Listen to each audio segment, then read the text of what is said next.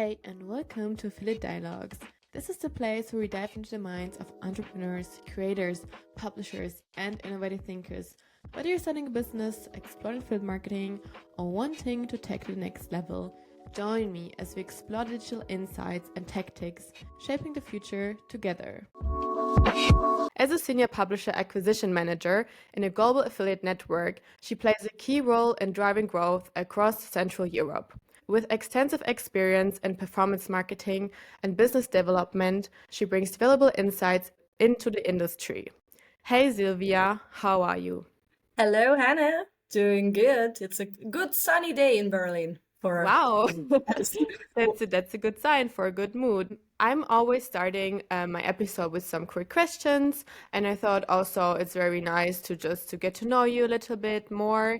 And my first question is, you've managed publisher relationships across multiple regions. Do you have a key strategy, or what's the key to build long-term partnerships in affiliate marketing? I think when it comes to affiliate marketing, especially from my positioning where I'm working for a network, so I don't necessarily have to be particularly loyal to one brand. So I think open discourse is really important. I get to then talk to brands and say, hey, you know your audience the best, so tell me, what is going to be the fit for you? We are working in performance, so we want things to function. So that way, you know what's going to perform, you tell me about it, and let's talk openly about what do I know? Because on some cases, I might get off the top of my head really quickly. I might have an idea of what partner can they work with. And I might also know that some of our other partners might not be the right fit. So I think this kind of open discourse is really important. I think even at the cases, and I have done that as well when I was an advertiser, that I had to, of course, have the publishers have this partner only talking about my topic. It's always important to keep an open ear and discuss, hey, what do you know? What's gonna work, because not everything would work the same way. Not all partnerships are the same. So let's have an open discussion about it. Yeah. No, that's really important. Yeah, to be open also to others and not just to pressure with your own idea. Yeah. Nice tip. And also, I see that you speak a lot of languages. So as someone who is fluent in multiple languages, how important do you think language skills are important in global affiliate marketing? Well, I think definitely being able to speak different languages helps you. We are also a core characteristics of performance market and of online market really is not being particularly binded to a location. So we might be sitting in Germany, but not only work with German partners, or someone who really only works with German partners might not be sitting in Germany. I think it's a mixture of both. Like, it's not necessarily like you absolutely must have, but it's a great thing if you're able to speak the partner's language. That means that you're able to do market research and you're able to understand also from a cultural fit the level of which a partnership or a type of publisher, how relevant and how representative could it really be when it comes to that culture. I feel like it's a great fit. So I've kind of just in general learned languages because I was always interested in stories and I was always interested in getting to know people. And it just so happens that it's a good fit around like, because how I speak Russian, for example, and I learned Russian because I love classical ballet. So nothing to do with performance, but not performance marketing. And with that, then I was able to sometimes at events, I've actually picked up people speaking in Russian. They were then very surprised because first, the way you approach people is different from their business culture. They're not so used to this very let's have a chat. And already when someone like me was approaching them in Russian, they were a little bit like, what kind of spy are you? I've been told that my Russian has an accent, but because it's quite hard to guess Spanish speaking Russian, I've been told that I sound like if I could be from the Caucasus. So they say, Really? like, you sound like you could be maybe from like Azerbaijan, Uzbekistan, like one of those Soviet Okay. languages where people used to learn Russian, but of course they have an accent because they are very far away. So Yeah. Yeah. that's Okay, what wow. one. Would you say Russian is your favorite language to learn? Russian was probably the language that I learned for the most like hobby based Yes, yes, that's of so reasons nice. Yeah.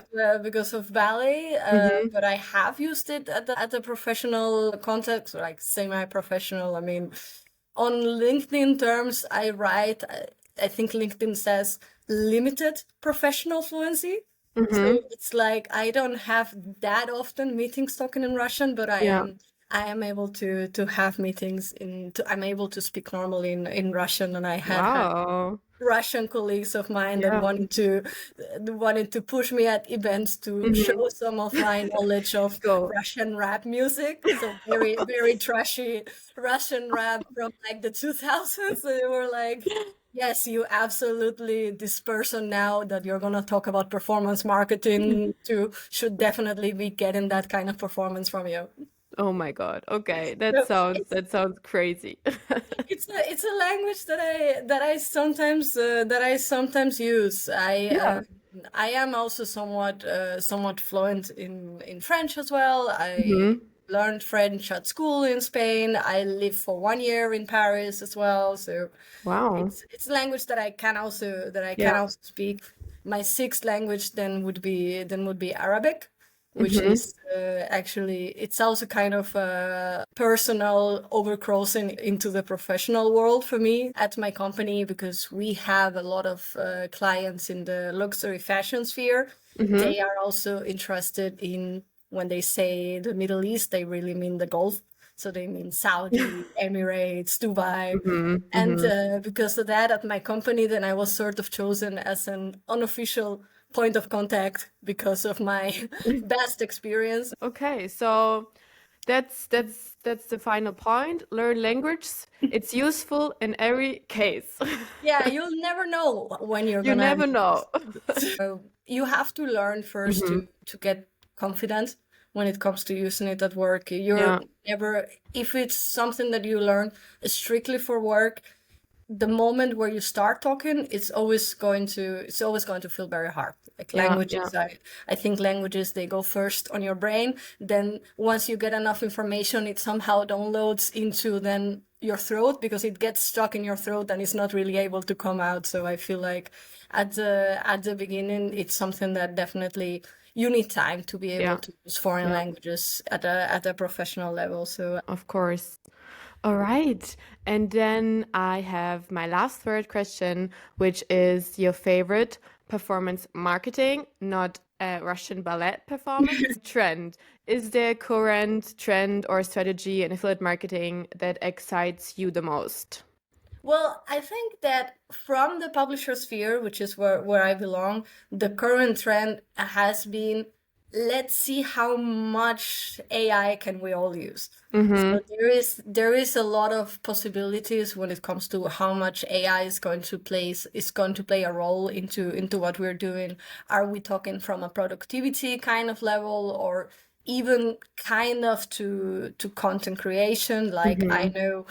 I know influencer networks who are able to use AI to curate an Instagram post. So Yeah. shout out to Styling there. They are one of those companies that are able to do such a thing. There are also, as I mentioned in my network, we are heavy within the shopping sphere. So Mm-hmm. there, I also know a lot of companies that are trying to build this AI experience Yeah. into shopping. So they are like, okay, according to what we know, what this user is telling us about what they would like to shop, and based on the information that we know Mm-hmm. from the brands, let's try to come up with very well targeted shopping experiences. I Yeah. think like this has been something that I have heard even really before the dawn of things like ChatGPT. I Mm-hmm. remember a couple of, I think 2 years ago at the Berlin Open E-commerce, I had a conversation with someone who was trying to build a comparison site for luxury handbags. And there it was really interesting that he wanted to even have AI build some kind of three-dimension model for the bag, so that you would be able to like see the bag, front, back, turn it around. And he wanted to use the data from the network. So he wanted to use the pictures that the brands are giving us via their product catalog, and have AI then build something out of that. So I think that on that also, when it comes to the potential for kind of reevaluating the current collaterals that clients are able to give, I think like there is definitely something very interesting there. I mean, each brand has a couple of thousands, maybe more, maybe less products. Each network has a whole lot of brands. So there is a whole lot of potential data available there that we could be able to say when it comes to how should you be showing your products in a way that will make more users want to click on that. And this is interesting really for brands and also for publishers. Great insight. Kind of fun trend. Yeah. It's a very fun trend that is. So it's about both like, okay, will we create everything? Like there's going to be a lot of uses of AI, and some of them are going to be very useful and are going to maybe even bring the affiliate branch forward, and some of them are going to be not that useful. So when it comes to for example, the basic of let's be a publisher, let me create a website. We know that now website creation and collateral creation, when it comes to images, that now this thing's really easy. Is it something that's gonna be directly having an effect on how the users perform? Probably not, because the users are also equally able to and equally trained to recognize those AI images to the point that it might not impress them enough to actually take the action the affiliate marketer would like them to use. But even on that, I think we will be seeing how users react to that. Even on that, you could say that maybe a particular kind of user for a particular kind of product might actually like to see this kind of images that are accessible to more beginner affiliate marketers. All right. Thank you very much for answering the quick questions. I think now we already get a lot of insights about where you're coming from and what your hobbies are as well, and what trends you like. And also now I want to know a little bit more about your whole journey, also your whole journey into affiliate marketing. How did you get started? What drew you to this industry, and also how has your career evolved over the last years? So how did I get started in affiliate marketing? Well, I got started by lying. I applied for a position in affiliate marketing, and that position required some experience in affiliate marketing. And the problem, to say, was I previously hadn't done anything that was called affiliate marketing. So what I first did was, well, lying, I mostly said it for the clickbait. I just transformed my experience into telling the hiring manager that yes, this thing that I used to do, it's really very similar to affiliate marketing. So I used to that was my first job after graduation, where I came to Berlin for, and it was at a startup that wanted to build their own shopping platform for exclusive handmade products. So my job was talk to the sellers, like find interesting things online from people making jewelry, people making food products, people making kind of anything with this like handmade approach, and convince them to let us take their products, put them on our platform, and if we sell something, then they fulfill that purchase, and we also share something with them. So this is why I thought once I wanted to apply to this position, and I thought like, okay, affiliate has this component of sharing, has this component of I bring you people to your shop. This is similar to what I was doing, and this is why confidently claim that, yes, I have done That's it. affiliate marketing. I know from the hiring manager at that time that there actually were other candidates that actually had more experience. Really? But she liked how straightforward I was, and I was able to convince her. Like right now, to this day, we actually became friends. So I was able to Oh, kind of tease her directly with this, like, I lied, and she was like, yeah, yeah. but you were good about it. Fake it till you make it. Yes, That's exactly. I mean, at the end of the day, also when it comes to, in general, when it comes to marketing, there is a lot of competencies that yeah, you can bring from other areas, yeah, and there's a course. lot of things where it's like, okay, is this affiliate? Is this not affiliate? Sometimes you go to events, to broader marketing events, and you ask people, are you looking for affiliate? They're like, no, affiliate is that coupon thing, but we are looking for mutually positively performing partnerships. So I was like, okay, call me a partner if that's what you'd like to do. There is a lot of different capacities. There is a lot of development also within the role. I think affiliate marketing is very much of an umbrella kind of channel where you can be doing different things. So if you could be someone that comes from experience in SEO, you could be someone that comes from an experience in paid. I was someone that came from an experience of blogging. I used to have my own website in Spain Wow.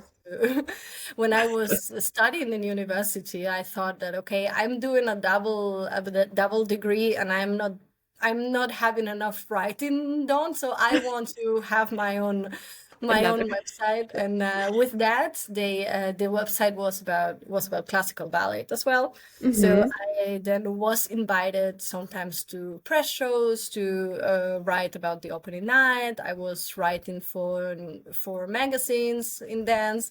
And this all happened because of the blog. So Yeah. in a way, I do have a background in content marketing like that, and it was something that I felt is useful. So previously, before I came to Germany, I continued flirting with this. Was I going to become a journalist? I even applied to a master in journalism, where they told me, yes, we see that you have experience in theater, but we already have one dance theater. He's 80, so call us when you are old enough. Who knows, maybe there's still a chance to be a dance journalist. Wait 20 more years, and then maybe then they see you have enough experience. Yeah, who knows?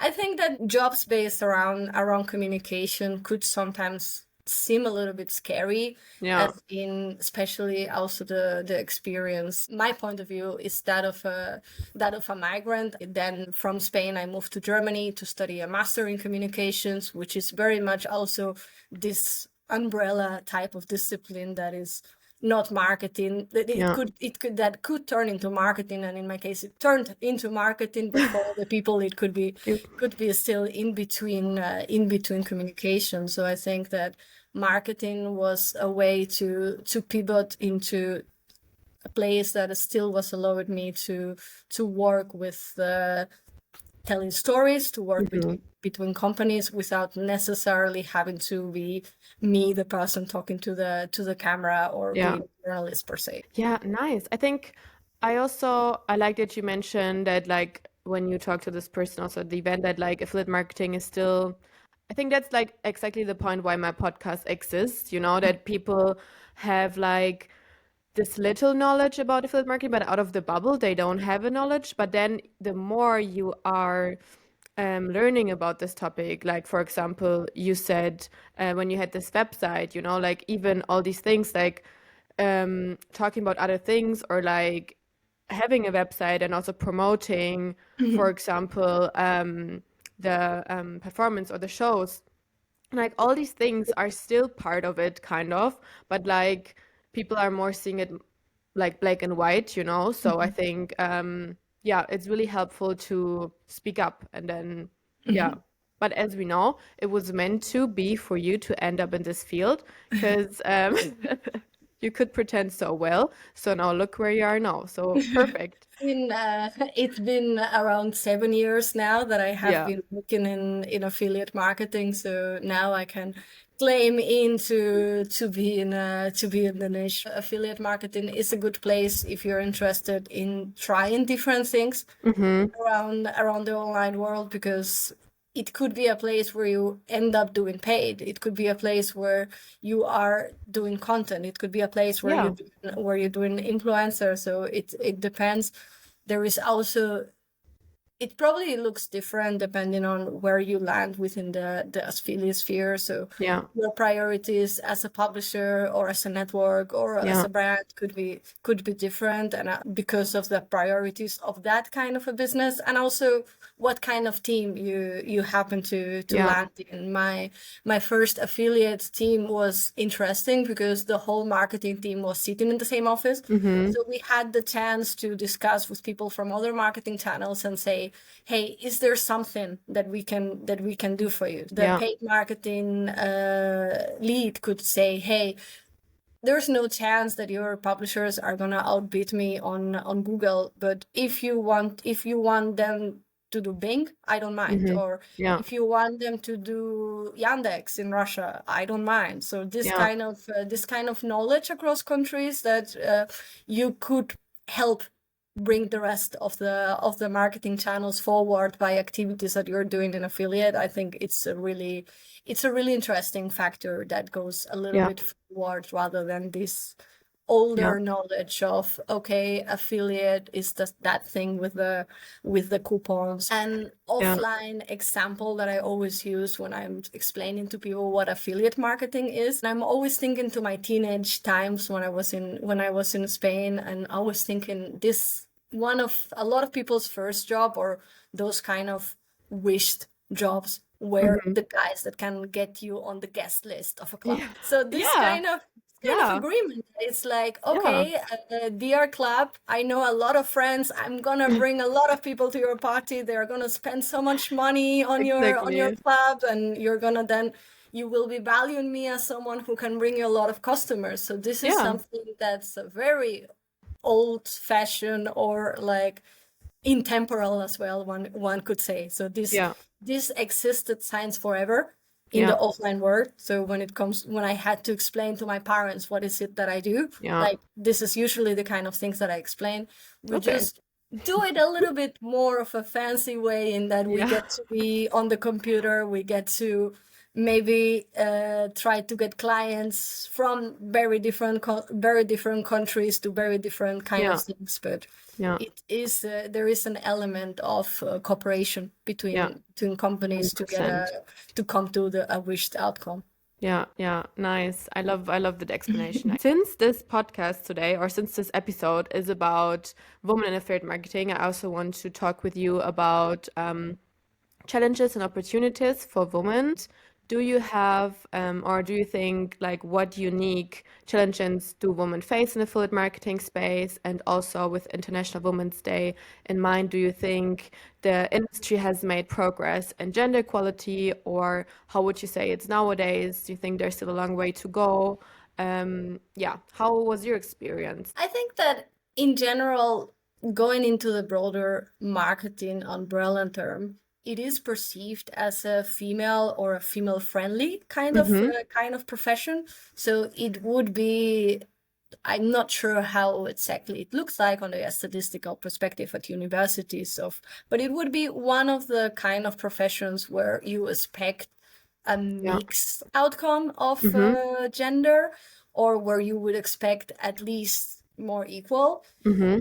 I would say then, on my personal experience of working in affiliate in Germany, that it isn't really as equal as people expect, and it isn't really as female even based. Or I would say my experience of coming to events is that the average affiliate marketer in Germany, it's a guy on his mid-40s. Okay. Yeah. which when you first start, or even if you Yeah. have again this conversation that you would be having with your friends, where you just say you cut out the affiliate parts so that they might not understand, and you just say I work in marketing, they Yeah. probably expected a different thing. It Like is the Emily in Paris show. You watch yes. Emily? Yeah, right? At my company, we have a lot of clients within the fashion sphere. We have a Yeah. lot of clients within the luxury sphere. Even Yeah, so, yeah.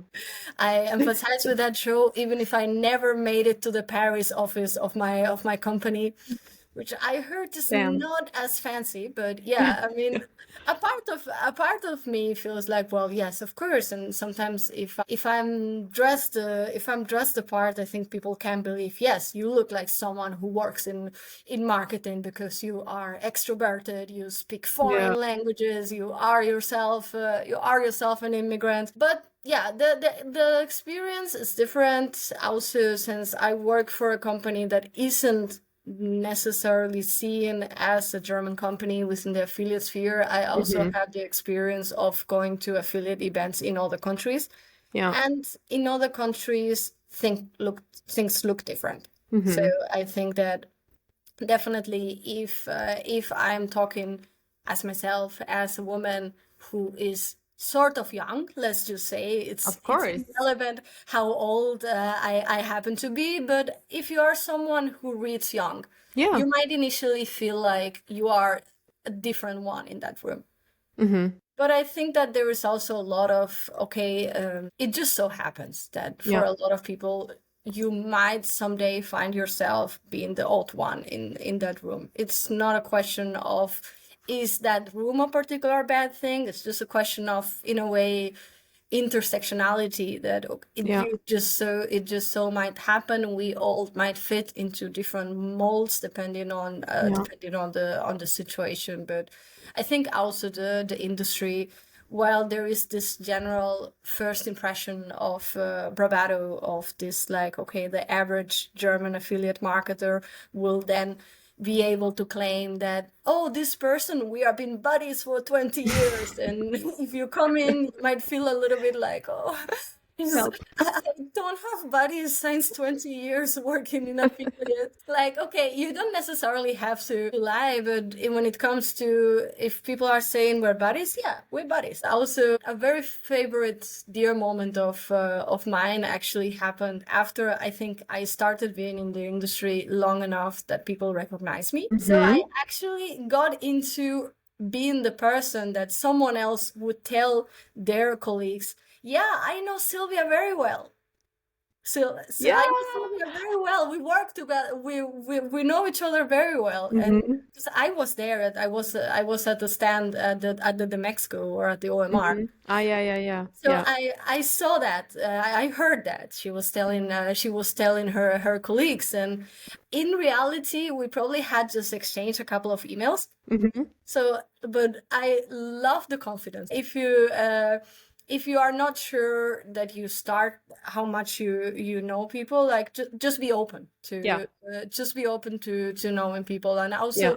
probably just persevere. Probably just, okay, come into that room as often as you can do. Yeah. If at the beginning, if you leave the room, if you leave an event and you only spoke to 2 people, well, that's 2 people less that the next time you have to introduce yourself to. That's nice. And also, it's not like it doesn't depend on, okay, it's the biggest event, everyone knows this event. Like, also go to small events. Absolutely. The smaller ones, I Yeah, feel. we also met in the kitchen, Yeah. in a small kitchen of an office. Like that's how you get to meet people and talk in a nice atmosphere. Yeah, the more that we now are having more events in Berlin. So Yeah, shout out to Advanced Store and Sales Butlers and exactly. inside of the Advanced Store for organizing the Affiliate Connect a couple of weeks ago. Yeah, It was yeah. really useful. I also brought in some new publishers in there who are having like full freshies. Hmm. I think probably I'm suspect that it was their first affiliate event, and they were Oh, delighted by the chance to be there and meet everyone. like Affiliate Connect is really growing, and it makes me so happy that it's working so well. And it started just as a just small idea in the office, and now it's getting more and more big, and more people are coming and joining and having fun. And yeah, it's a great opportunity. I think also like with anything in online marketing, even if like people know each other, there's always new people entering the space, and Yeah, there is always new companies. yeah, Even for brands that could be very representative in the space, there might or might not be having someone sitting there in that country. Sometimes I speak to companies and they tell me, "Oh, I don't need a media kit. Everyone knows me."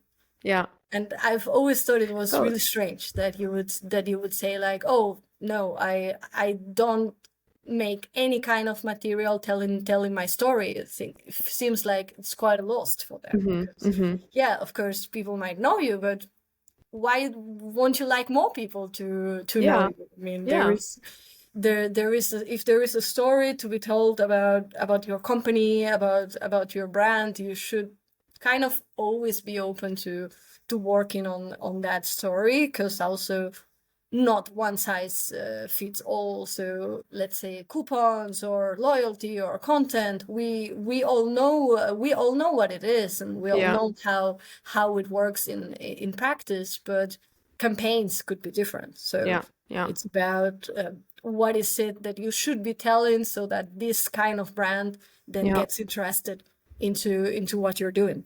yeah, yeah, yeah, of course. Also, what I want to know is, do you have some success strategies, and also what were your learnings, or like, are there any lessons you've learned that you like to share, or are there any key strategies which have helped you to succeed? I think definitely, as I was saying previously, keep your eyes and your ears open to Yeah, learning new things.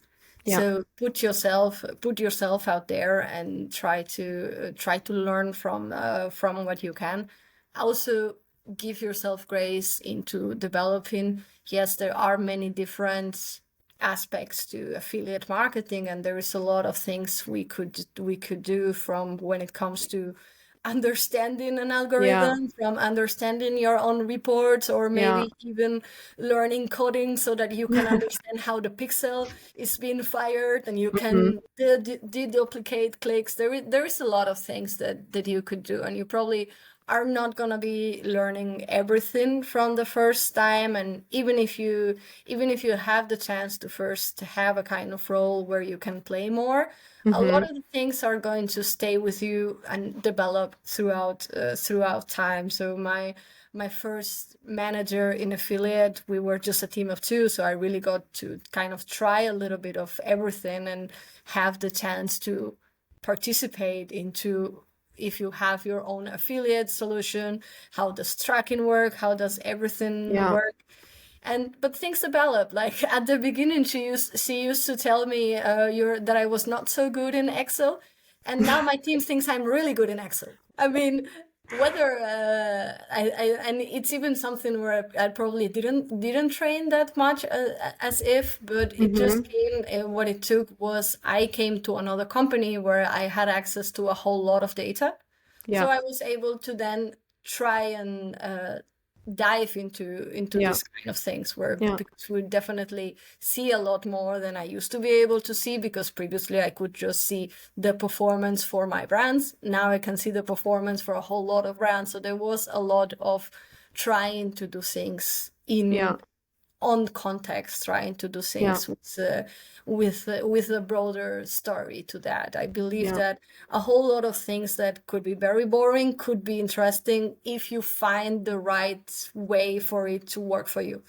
yeah, If you find the right way to empathize with it, yeah, then it makes learning a whole lot easier. yeah, yeah, yeah. I completely agree. Okay, and also the last topic is networking and female support systems. There's a lot of chances to have internal cycles.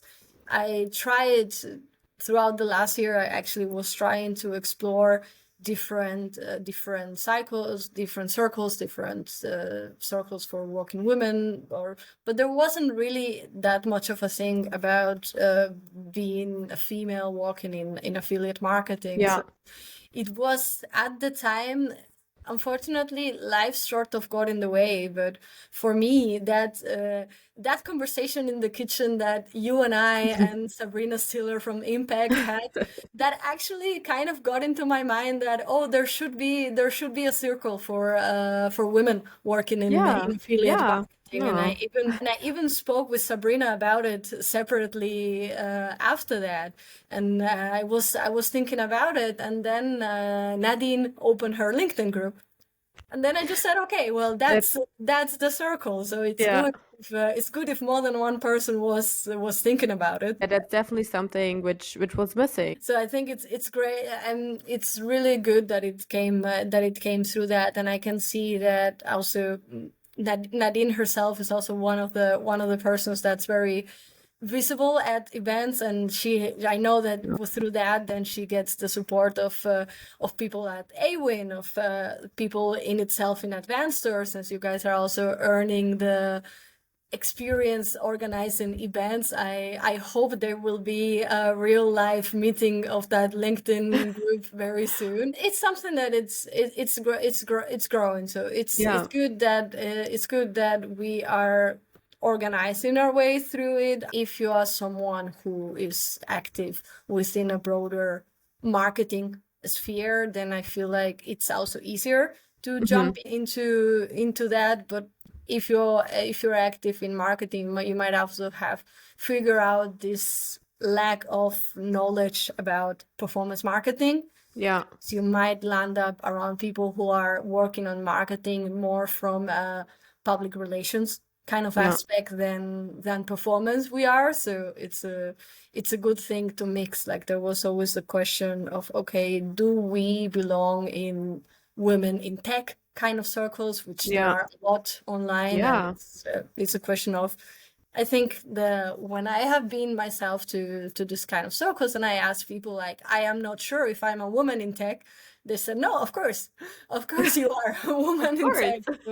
So it's about telling yourself like, do we belong in those cycles and in all of the cycles, because we belong in affiliate marketing, and women belong in the work sphere, as we all know. Morally, that has been accepted. On the practical sense, there is a bigger way to go right now. It's a question of whether we officially call it a quota or not. We know what the situation is currently like in Germany when it comes to boardrooms, when it comes to reaching places where decisions are being taken care of. There is definitely a place for more women to be there, even if at some cases it might look like there is not. Well, we just have to remain there until we are. It was a nice quote.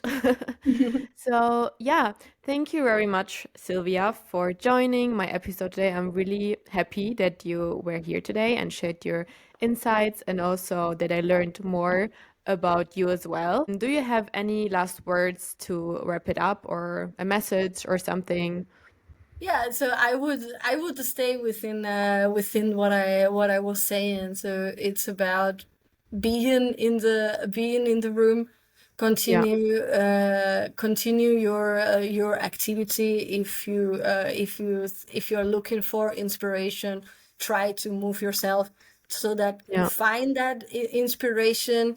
People in the affiliate branch are open to mentoring. I think that sometimes we just assume that people won't have the time for that, but do it if you happen to be at a place where you're finding learning different. So then try to find that inspiration in other places, because who knows, maybe at one point the people, those mentors from outside that you first spoke to might very well end up being people you work with, or you might end up being like a brand and they are publishers, or you end up being in the network. Like the world is also sometimes smaller and the room could be a lot more costly than we think that Yeah, it is. that's a great mindset. Yeah. So enter the room, speak up, and connect. Thank you very much. I really enjoyed it, and I hope you have a wonderful rest of the day. Thank you, Hannah. Thank you.